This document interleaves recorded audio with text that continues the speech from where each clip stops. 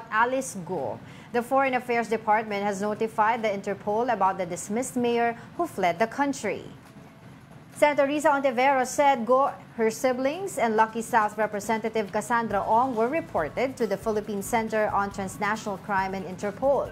The senator emphasized that Interpol can now determine appropriate course of action in response to DFA's request. DFA, however, has yet to confirm Ontiveros' claims. Kahit ito ay valid pa at may mga impormasyon na paso na ito, expired na ito, so lalong mahihirapang kumilos at dahil ngayon pa lamang ay tumatanggap na ng mga helpful information mula sa kanilang counterparts ang iba't ibang Philippine law enforcement authorities.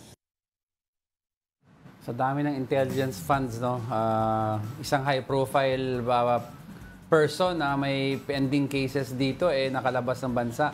Tapos each agency pa, iba-iba ang info na pumapasok. Diba? Tapos hindi sila nag-uusap. Diba? Una, sinabi nung isa sa BI, kinonfirm nila na baka nga daw na lumabas na nga si Alice Go.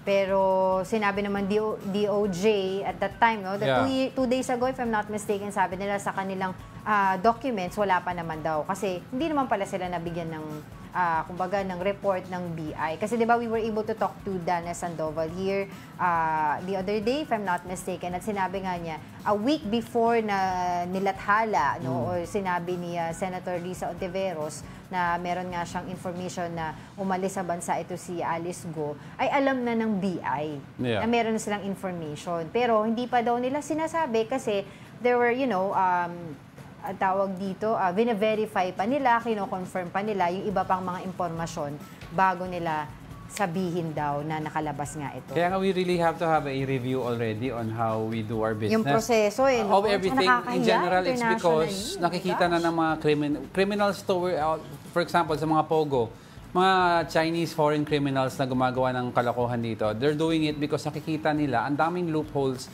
sa sistema ng gobyerno. May loopholes in getting birth certificates, may loopholes in applying for a passport.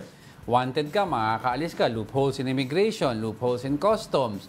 So nakikita na, this is a perfect spot to do illegal works. Because alam nilang it's easy to move around. Diba? So we have to review ano ba talaga. Saka ito nga, diba, high profile na to. Saka hindi lang ngayon lang nakalabas pa. Exactly, hindi lang ngayon tong isyung to. Matagal na yung mga certain issues like immigration, customs, na nangyari dito. And until now, we cannot resolve these things, diba? Ang dami ng politiko have come and gone, pero hanggang ngayon wala pa rin resolution. Ganun pa din. Naiiba lang yung mga leadership, pero ewan ko, nakakain ng sistema. May politiko ngayon, ang platform niya was tanggalin yung traffic in 3 to 6 months. Hanggang ngayon. Ay, wala na. Tapos na nga yung termino niya. May traffic pa rin. Diba? Pero yun nga, di ba sinasabi natin. Tapos sa next hearing, i-invite nila itong supposedly itong lawyer na nagnotaryo ng affidavit ni Alice Go na sinasabi nga na nakita daw niya, nagpunta sa office niya, hindi bumaba sa kotse, tinataya niya yung trabaho niya. At nakita daw niya. So it's either he's lying or she's going back and forth. Si dismissed Mayor Alice Go ay going back and forth here in the Philippines. Diba? So yan ang aantabayanan natin kasi hindi, kaya nga sabi nagalit din ng ang administration ni Pangulong Bongbong Marcos, ang sinabi niya, heads will roll.